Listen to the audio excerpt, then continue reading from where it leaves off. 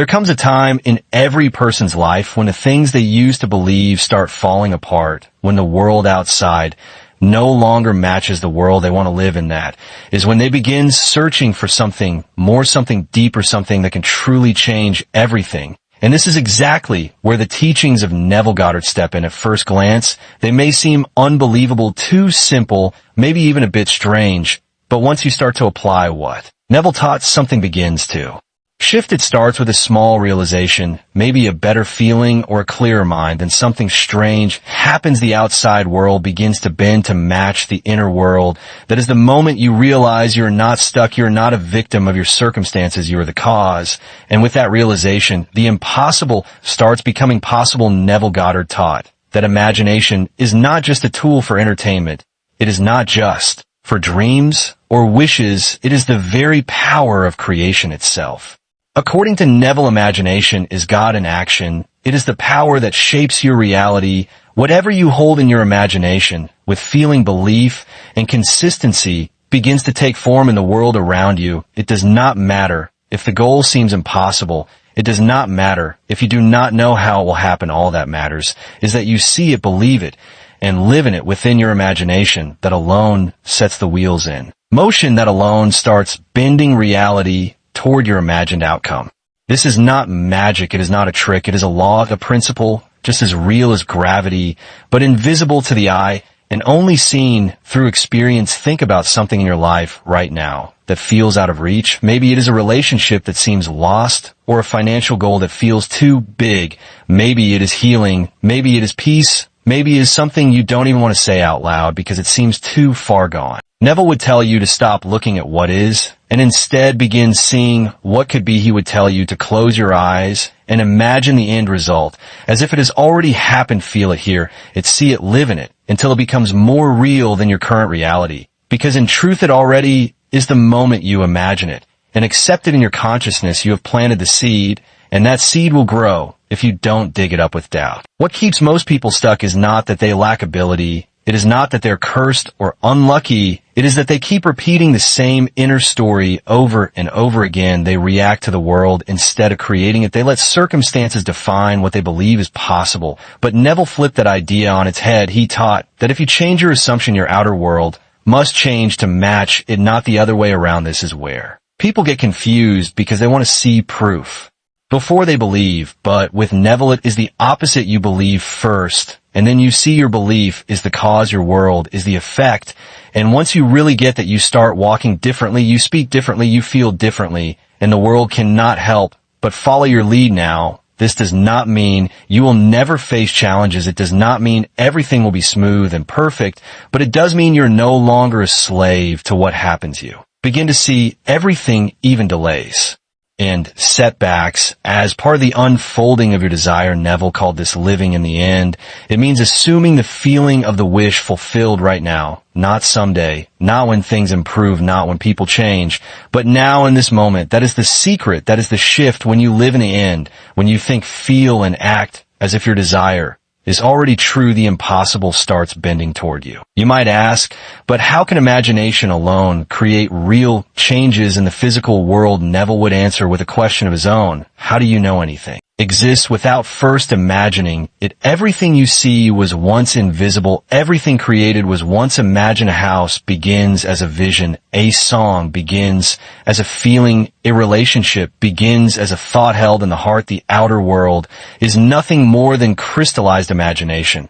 And if that is true, then what you imagine now is what you live tomorrow. The world is just a mirror, not the master. So, if you want to change the reflection, you change the image in your mind. Neville told story after story of people who use his methods to do what seemed impossible, people who healed from illnesses, people who found love, people who moved across the world with no money and no logical way to get there, people who reunited with long-lost family members, found dream jobs, or escaped poverty simply by changing the way they thought and felt within. They did not try to force things. They did not beg or struggle. They simply imagined the end, lived in that state daily, and watched as life rearranged itself to match their assumption. This is not theory. This is a path. And those who walk it consistently will tell you the same thing. It works not because it is easy, But because it is law, the power of this teaching begins to show itself in many areas of life. Let us begin with money, because that is where many people feel stuck. Neville always said that wealth is not about effort or struggle.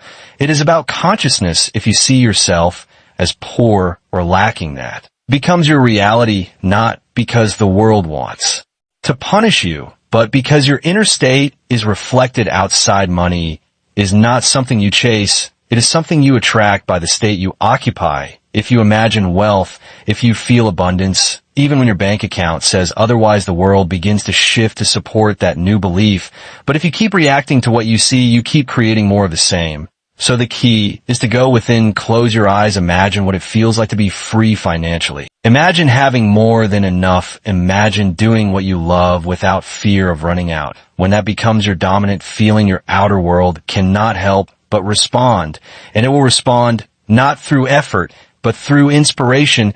And unexpected means now let's talk about relationships, because what Neville taught applies just as powerfully in matters of the heart, whether it is attracting a new partner, repairing a broken connection, or deepening love. In your current relationship, the principle is the same. You must become the person who already has that loving relationship in your imagination. Do not wait for the other person to change. Do not beg, plead, or try to force love. Instead, go within and see yourself already loved, already cherished, already held in the arms of the one who adores you. Feel or hear the words they would say. Imagine the look in their eyes when they see you again and again. Neville would remind his students that everyone is. Yourself pushed out. This means that the people in your life reflect your beliefs about yourself and them. If you assume they're distant or cold, that is what you get. But if you assume they love you, want you, respect you, then they begin to reflect that assumption without even knowing why. The change begins in you, and then it flows outward. Healing is another place where Neville's teachings seem almost too good to be true. But again, he points back to the same truth. Consciousness is the only reality. The body, like the world, responds to the state of mind you hold. If you see yourself as sick, weak, or broken, the body continues to express that. But when you assume the feeling of being whole, well, strong, and vibrant, your cells begin to respond. It may not always be instant, but the shift begins the moment you stop identifying with illness and start identifying with health. This is not about ignoring pain or denying symptoms. It is about seeing through them, knowing they are temporary reflections, not fixed truths. Neville encouraged people to visualize their perfect health, to feel the freedom of movement, to hear doctors confirming their recovery. And again, people did heal, sometimes miraculously, not because of force, but because they returned to the truth of who they really are, whole, complete, and powerful. Creator success in career or life purpose is no different. Whatever you want to achieve, you must first claim it within. If you want to be successful, do not wait until the world applauds you. Imagine it now. Feel the pride, the confidence, the purpose of having already succeeded. Do not wait for the opportunity. Create the inner reality, and the opportunity will come to you. It might arrive in the form of an idea, a chance meeting, or a door you never knew existed. But it will come because you became the version of yourself that already lives that success. Neville often told people to go to the end and dwell there. That means to see the goal already achieved, not in the future, but now. If you want to be a writer, see yourself holding the finished book. If you want to run a business, feel the joy of watching it grow. If you want to make a difference in the world, imagine people thanking you for the impact you have made. The world cannot help but mirror that inner success back to you. Then there's the deeper part of this teaching, the part that goes beyond things and touches the soul. Neville said that your true self is imagination, and that imagination is God. This is not about religion. This is about knowing that the creative power that made the stars and planets is the same power flowing through you right now. And when you remember that, you stop feeling small, you stop feeling separate or forgotten. You realize you're not asking some distant power to bless you. You are activating that power from within. Every time you imagine, every time you feel the wish fulfilled, you are communing with the divine in its purest form. You are creating as God creates, not with effort, but with vision, feeling, and trust. That is the highest form of prayer, not begging, not hoping, but assuming and knowing that what you have imagined is already done. And now the impossible starts to happen. You get calls from people you thought were gone forever. You get job offers out of nowhere. You wake up feeling different, lighter, clearer, more certain. You walk into rooms and people respond to your energy without knowing why you see doors open you did not know existed, not because you pushed, but because you aligned, you stopped chasing and started assuming, you stopped reacting and started creating. And the more you live from that place, the more the outer world bends to support your new story. This is not about pretending. This is not about being fake. It is about living from the truth of who you really are, even when the world has not caught up yet.